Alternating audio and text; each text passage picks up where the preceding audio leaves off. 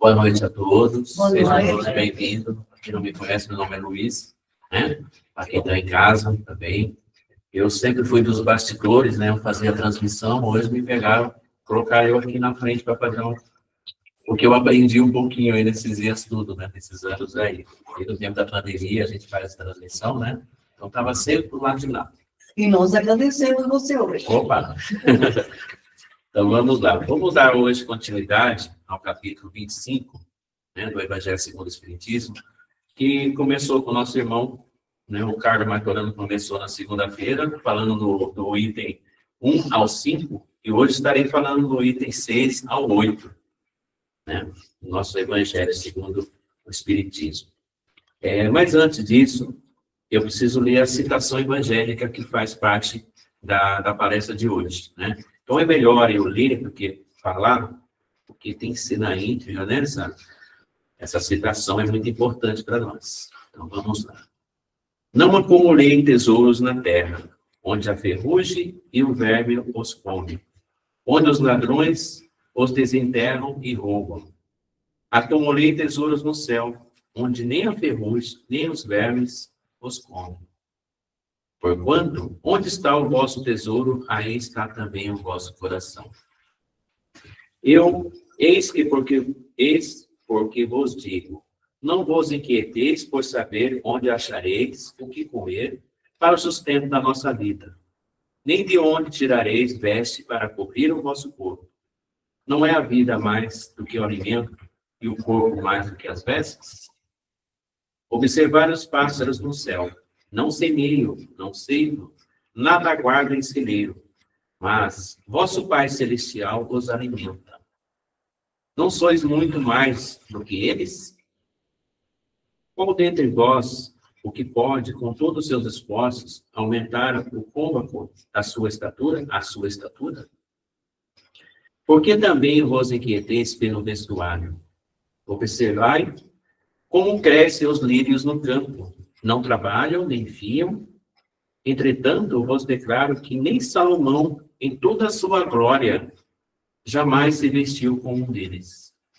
Ora, se Deus tem o cuidado de vestir desta maneira a erva dos campos, que existe hoje e amanhã será lançada na fornalha, quanto maior cuidado não terá em vós vestir, ó homens de pouca fé.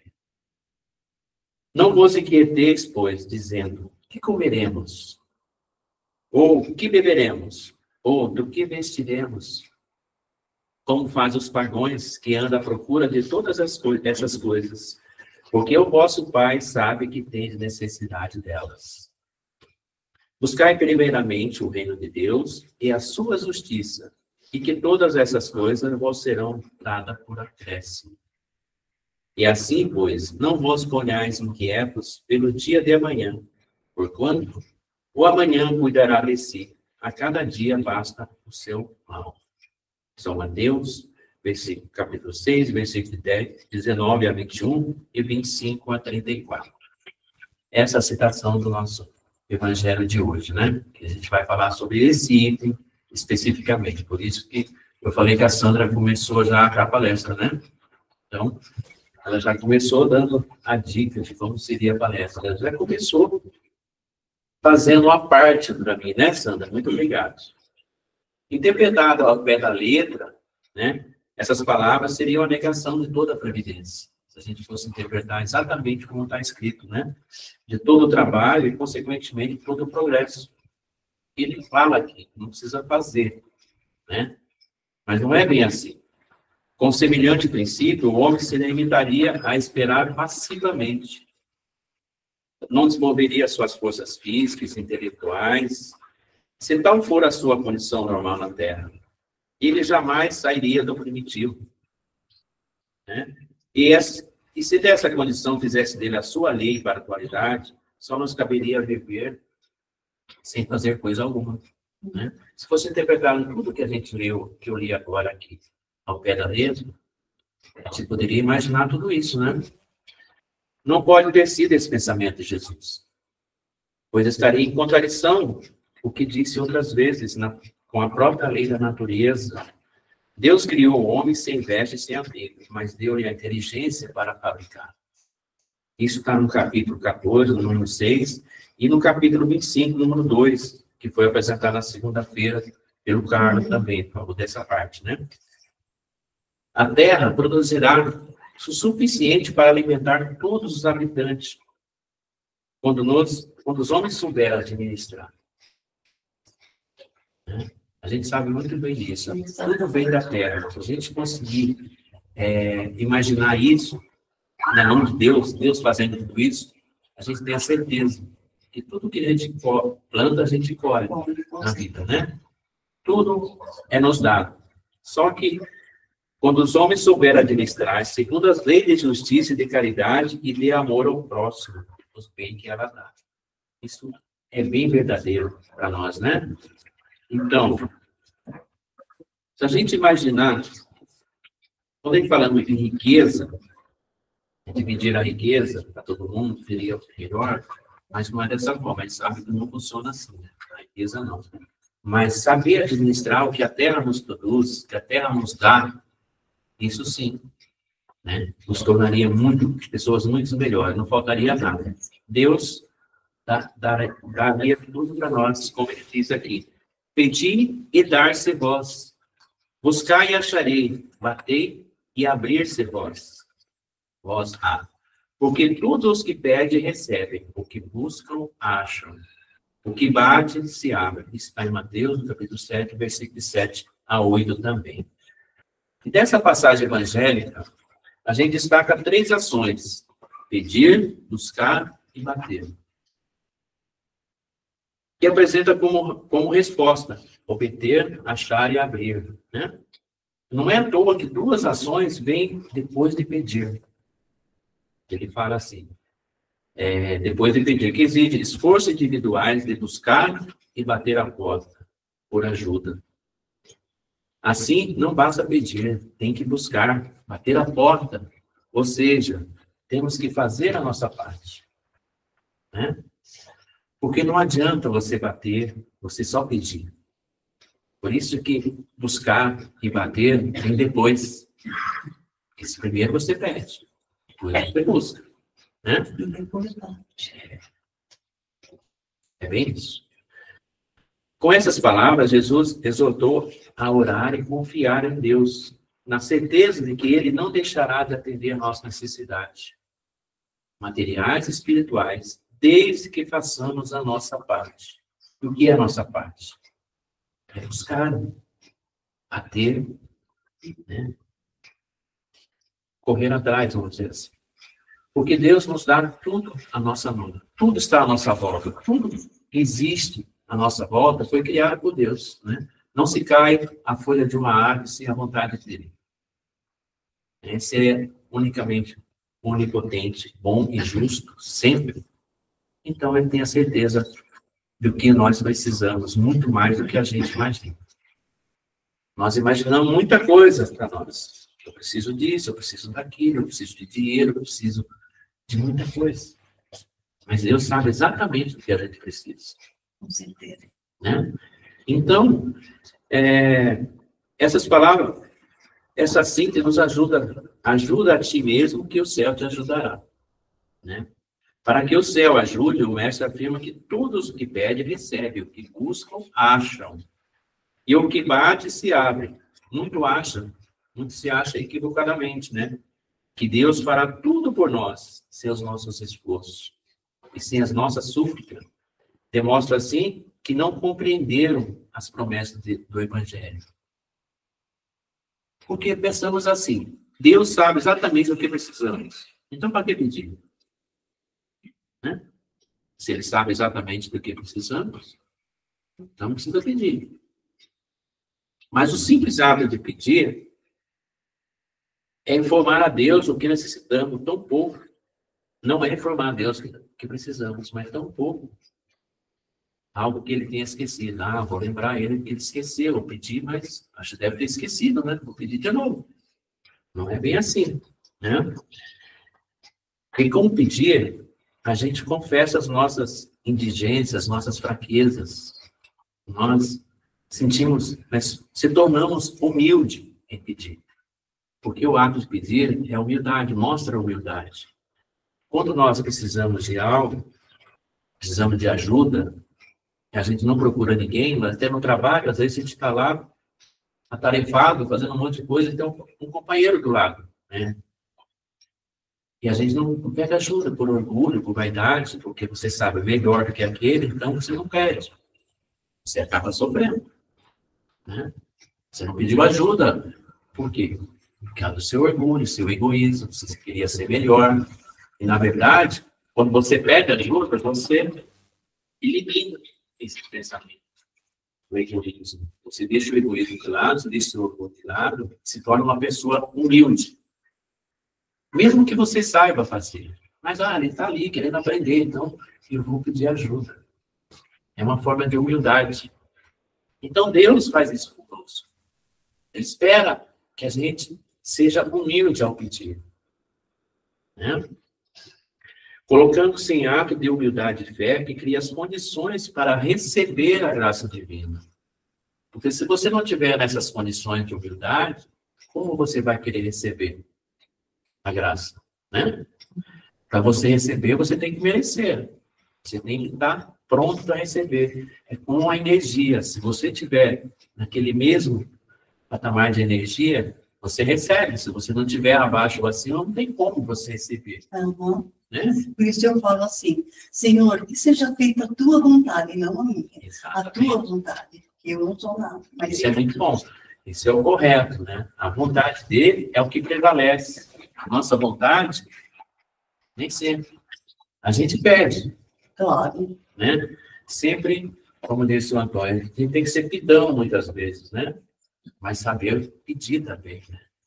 Se a gente pede força, se a gente pede paz, tranquilidade, ele vai colocar o quê? Ele não vai colocar paz, tranquilidade na nossa vida, ele vai colocar alguma coisa para te provocar, para você trabalhar nessa paz. Agir, né? Eu sou uma pessoa nervosa, quero ficar calmo. Ele vai colocar só pessoas boazinhas na sua vida? Não vai colocar.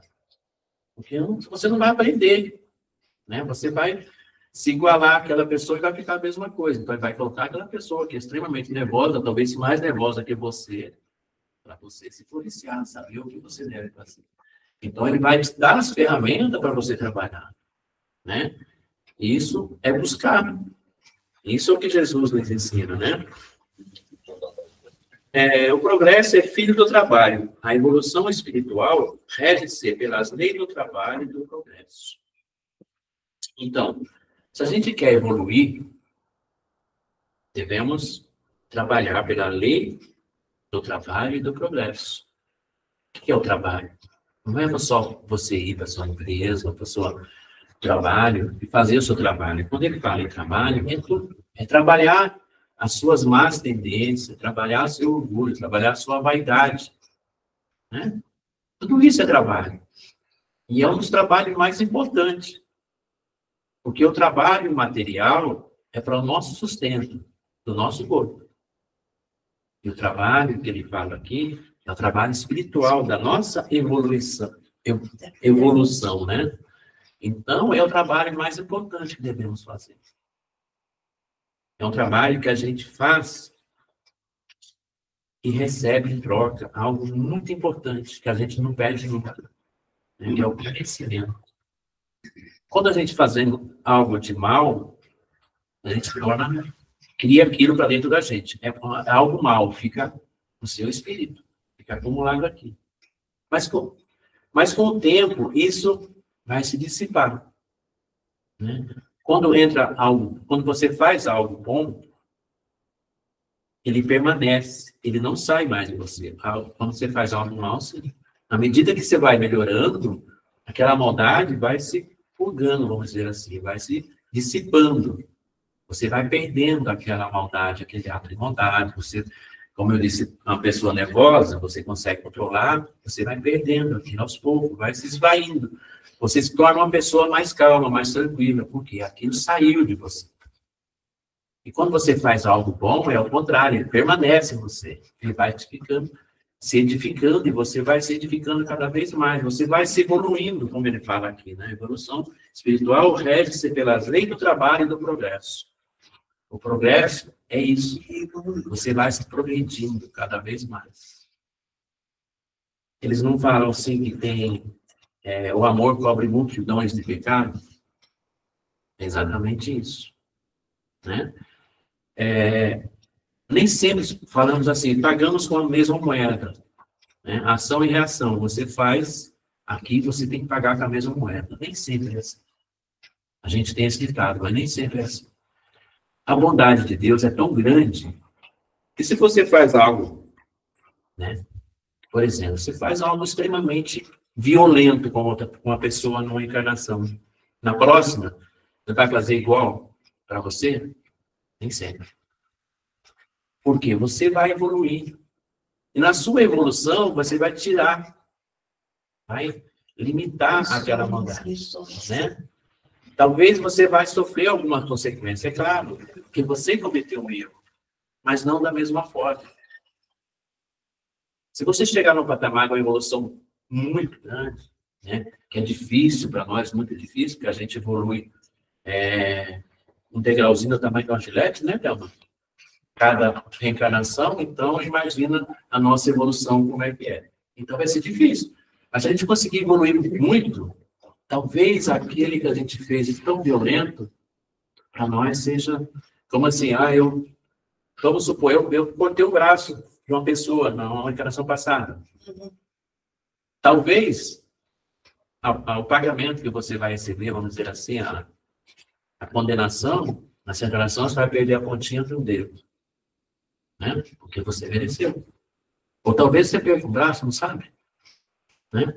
Mas muito difícil, porque Deus é infinitamente bom e justo. Eu não canso de falar isso, porque é exatamente isso. Né? Deus é o ser supremo, a causa primária de todas as coisas. Se a gente acreditar nesse princípio, a gente começa a ter aquela fé que transporta a montanha, aquela fé que nos faz sentir cada dia mais forte, cada vez mais sereno, cada vez mais tranquilo. Né? Essa é a nossa evolução espiritual, nosso progresso. O pensamento ajuda-te a ti mesmo, que o céu te ajudará, apoia em 3 pilares que nos convidam a relacionar com Deus e que somos donos das ações para sermos ajudados. Feita a nossa parte, Deus fará a sua. Né? Em todos os estados de angústia física e espiritual, procurando desesperadamente por Deus. Por quê? Logo, pedir e obter é reconfortante. Porque toda vez que estamos com um problema, o que mais queremos é alguém para nos ajudar. Com essa esperança, procuramos o tão almejado auxílio. Pedir e obter é reconfortante. Sabemos disso. Né? Mas nem sempre a gente obtém. Por quê? Porque talvez nós não merecemos. Não é a nossa hora. Às vezes não é nem questão de merecimento. É questão de justiça de Deus. Porque precisamos aprender muito mais. Eu quero ganhar na Mega Sena para mim construir uma casa espírita muito maior, ajudar o centro espírita a fazer isso. Olha, é um pensamento muito bom. Por que Deus não ajuda? Porque você não está pronto para isso. O que você faria com a sua riqueza? Você é uma pessoa muito boa hoje, mas só se conhece o verdadeiro ser humano, o verdadeiro homem, né? Já tem um ditado que fala isso, é quando você dá poder e dinheiro. Né? Aí você conhece verdadeiramente os homens. Isso eu falo no geral, porque qualquer um de nós, será que estão preparados a receber uma recompensa tão grande dessa? Porque o dinheiro, ele é muito bom. Né? Ele é ótimo. Nos dá os confortos. Mas é a prova mais difícil que tem. Né? Isso já foi provado inúmeras vezes, porque é muito difícil você passar por isso. Porque a tentação é muito forte. A pessoa tem que ter muita humildade, certeza do que está fazendo. Porque Uma prova como essa, né, pode ser uma prova mesmo, uma riqueza, não é um pecado, não é maldade nenhuma ter dinheiro, ter poder, porque é da pessoa. Se a pessoa conseguiu aquilo, ela tem que passar por aquilo. Se ela conseguiu a riqueza, ela conseguiu o poder, não importa quem está lá. Ele conseguiu, talvez por merecimento, talvez por um teste, mas é ele. E você? Será que nós conseguimos, né, não ser corruptos, né, como os políticos de hoje em dia, que tem muitas corrupções? A gente julga muito as pessoas. Ah, mas ele é muito corrupto, né? Ele tem muito dinheiro, podia estar ajudando os pobres, por que não ajuda? Se a gente parar para pensar em nós, o que nós faremos numa situação dessa, é diferente de julgar.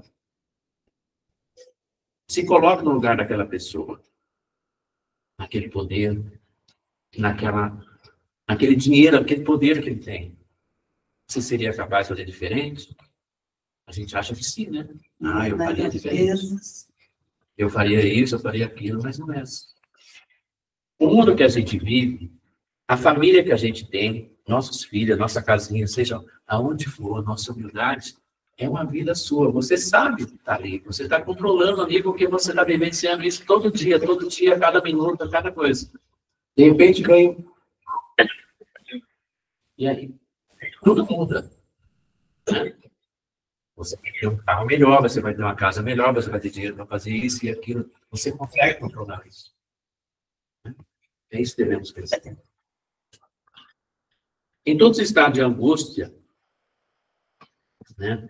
Aqui eu já falei, né? Às vezes, diante de situações difíceis, não encontramos a cura ou a solução. A ajuda não vem e ficamos desiludidos, sem esperança ou mesmo revoltados.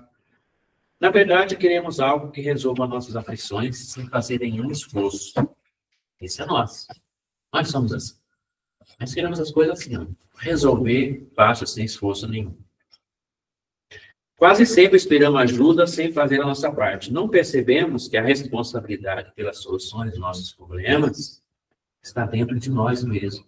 Como eu disse, reforma íntima, mudanças de comportamento, mudança de pensamentos, de não julgar, ser mais altruísta, né? Se colocar no lugar daquela pessoa, como eu acabei de dizer. Deus não avalia se estamos apenas suplicando ou se apresentamos sinais de arrependimento por termos vivido distante da sua vontade. Jesus nos mostrou o caminho de volta ao Pai. O início para resolver nossas aflições e os nossos problemas é desenvolver a humildade. Esse é o primeiro passo. É por isso que eu falei no início, humildade. Você tendo humildade, você consegue desenvolver melhor as outras virtudes. Caridade, que é algo tão difícil, achamos que caridade é fácil. Não, caridade é muito difícil. Caridade material é fácil, vamos dizer assim. A gente doa o que tem, o que sobra, geralmente é o que sobra, a gente vai acabando doando, né? Mas a caridade moral é muito difícil de alcançar. Né?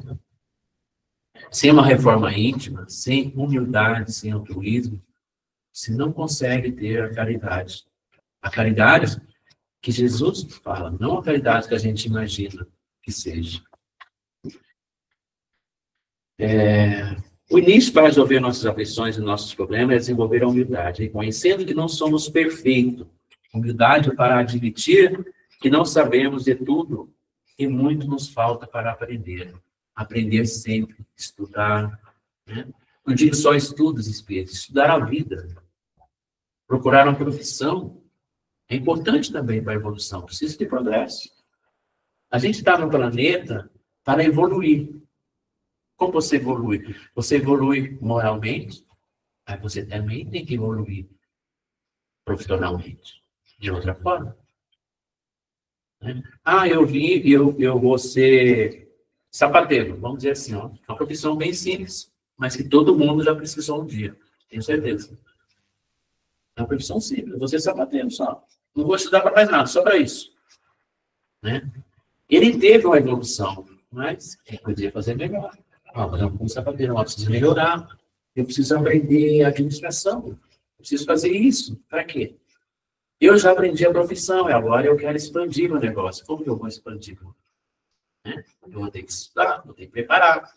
Administração, um monte de coisa que existe hoje para você crescer. Isso se chama progresso também. Né? Isso não deixa de ser também um progresso espiritual, porque você está desenvolvendo o seu espírito, o seu conhecimento. Porque sabemos que nós não temos só essa vida, que a gente reencarna sempre. E cada vez que reencarnamos, a gente relembra aquilo que aprendemos na hora certa, na medida certa. Esquecemos tudo quando reencarnamos. Mas no momento certo, vem aquele estar lá, eu lembro. Por isso que tem pessoas que aprendem com certa facilidade qualquer coisa. Tem pessoas que demoram. Eu estava conversando com o meu amigo Paulo agora há pouco. Estava falando para ele, eu tive muita dificuldade para aprender Excel. Né? Nunca consegui entrar na minha cabeça. O PowerPoint eu conseguia, mas o Excel, quando eu fazia meus cursos, não conseguia dominar o Excel. Por mais que ensinava, não entrava na minha cabeça. E tinha um amigo meu que você falava 2 palavras para ele, ele já sabia. Por quê? Porque aquilo já estava com ele aqui. Ele já veio, com certeza, de outras vidas. Né? Aquele ensinamento. Então, para ele era fácil. Era só dar um clique e já desenvolvia aquilo. E eu não. Eu, com certeza, fugi da escola, né? Do Excel, lá, do mundo espiritual, né? Onde eu estava antes de vir para cá, com certeza. Então, são essas coisas. Esse é só um exemplo, gente. Mas existem muitas coisas. Né? Tem pessoas que desenvolvem. Crianças ainda desenvolvem algo que você fica impressionado, principalmente das crianças de hoje. É fora do comum para nós. Eu sempre falo para minhas filhas, né? Falei, eu fui abrir meus olhos, diz a minha mãe, com 1 mês e pouco, né? Nasci, olho fechado. Hoje as crianças já nascem quase com o celular na mão. Né? É difícil. E aquele tempo, quer dizer, eu tenho hoje, vamos supor, né? Meus 58 anos, não? 58 anos. Meu tempo era isso, as crianças nasciam com o olhinho fechado, demorava dias para abrir, né? E ela enrolada naquele coeiro, aquele negócio lá, você deu um passo no chão, não acontecia nada, porque estava tão durinho ali, né? E é isso a vida da gente. Mas a evolução, vê como é que é. A evolução de hoje, vê as crianças de hoje. E as mulheres de hoje que ganham neném, e não tinha dieta, né? Falava, mas tá dieta. Você ia visitar as meninas, as mulheres que ganhavam neném no sítio, o presente era uma galinha, um frango. Uhum. Porque em 40 dias ela só podia comer aquilo lá, né? E hoje não, hoje já sai do hospital querendo hambúrguer, querendo... né? É a evolução dos mundos. Então, estamos aí para evoluir, né? Ninguém deliberadamente busca o sofrimento. Pelo contrário, nossa vida se resume na constante busca da felicidade. Se sofremos e não queremos sofrer, precisamos buscar a causa do nosso sofrimento para podermos evitar. O sofrimento não é outra coisa senão consequência imediata de uma atitude errada, seja nessa vida ou em vidas passadas. A gente sabe disso, né? Para quem já conhece um pouquinho do Espiritismo, tem toda certeza que realmente isso. E para evitar cair nas mesmas atitudes, devemos buscar nosso vínculo com o Criador por meio da prece. A prece é o melhor caminho. Não podemos projetar soluções dos nossos problemas nos outros, nas coisas e situações. Procuremos dentro de nós mesmos, depende de cada um de nós, a solução dos nossos problemas. Só nós sabemos o que se passa em nossa cabeça e em nosso pensamento. Isso, nem a esposa, nem o esposo, nem os filhos vai saber exatamente o que você está pensando. Você pode até transparecer a sua felicidade ou a sua tristeza, seja lá o que for para a sua esposa, por mais conhecimento, por mais vivência que você tem junto, mas jamais saberá como está o seu pensamento, o seu espírito naquele momento. Então, só depende de nós a solução dos nossos problemas. Como devemos reagir? Você pode levantar de manhã, levar um tropeção, sair xingando e ficar o resto do dia resmungando por causa daquilo. Você pode levar um tropeção e ficar de boa o resto do dia, aquilo ali passou e acabou. Né? Então, depende exatamente de nós. Não depende mais de ninguém. De Deus, né? Com certeza. Dessa forma, a máxima, buscar e acharei, ajuda a ti mesmo, que o céu te ajudará, é o princípio das leis do trabalho e do progresso. O trabalho é a necessidade, são resultado das nossas obras. Teremos delas mérito ou seremos recompensados de acordo com o que a gente tem feito. Pela providência divina, a natureza nos provê a matéria-prima, os elementos, para sermos transformados pelo uso da nossa inteligência. Porque Deus deixou, né, a nós a inteligência. Não devemos ser interpretados como uma espécie de comodismo, que ficamos esperando algo cair do céu. Deus provê os recursos e devemos confiar na sua providência. Mas essa confiança não exime do trabalho a ser realizado. Quer dizer, devemos confiar em Deus sempre, com toda certeza.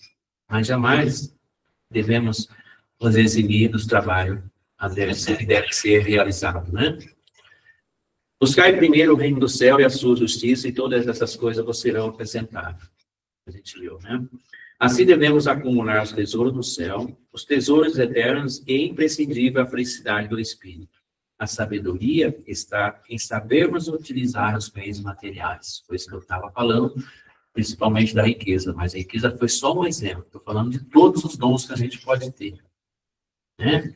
Tem pessoas que têm o dom da palavra, tem pessoas que têm o dom de ajudar as pessoas, tem pessoas que têm o dom de fazer a maldade também.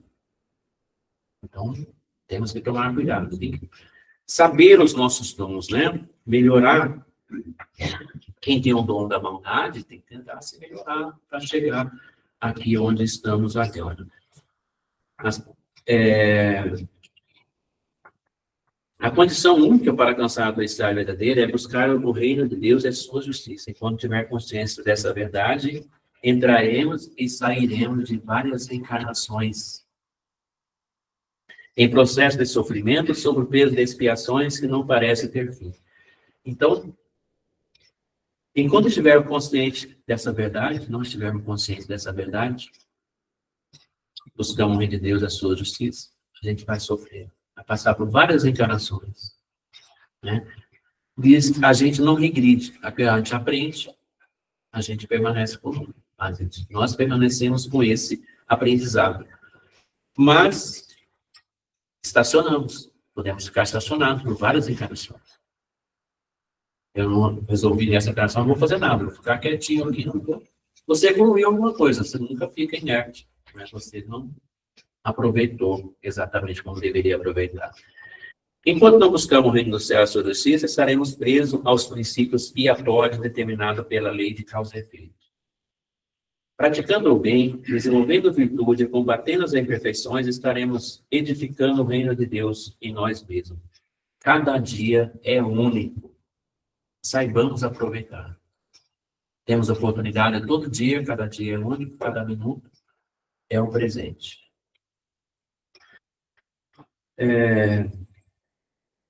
Cada dia reflete uma oportunidade de crescimento espiritual, cujo aproveitamento depende da nossa vontade, do nosso esforço em superar os obstáculos do caminho. Cada dia é uma lição, assim não devemos nos inquietar com o dia de amanhã, pois o dia de hoje é que merece destaque da nossa atenção, por ser o momento de vivenciar a lição que nos é reservada.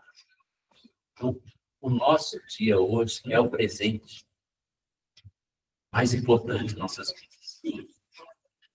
Todo o dia que acordamos de manhã, com saúde, com disposição para pensar, pelo menos, né? Às vezes você está sem disposição para trabalhar, para treinar, para ficar dormindo mais um pouquinho, mas você tem disposições para acordar, para abrir os olhos, para pensar, para lembrar dos parentes, dos amigos, daqueles monte de grupo, daqueles monte de bom dia, tem que dar para todo mundo de manhã no WhatsApp. Né? Mas é importante, você tem que agradecer isso. Porque você está vivo. Você tem mais uma chance. Né? Minha mãe falava, amanhã é dia de branco. Né? Eu, quando era criança, eu imaginava, mas por que dia de branco? Não tem dia de negro, né? Eu imaginava que era pessoas que ela falava, mas na verdade não, um dia de branco, porque é uma página em branco. Né? Começar tudo de novo. Tudo de novo. Dia de branco, né? E amanhã pertence a Deus.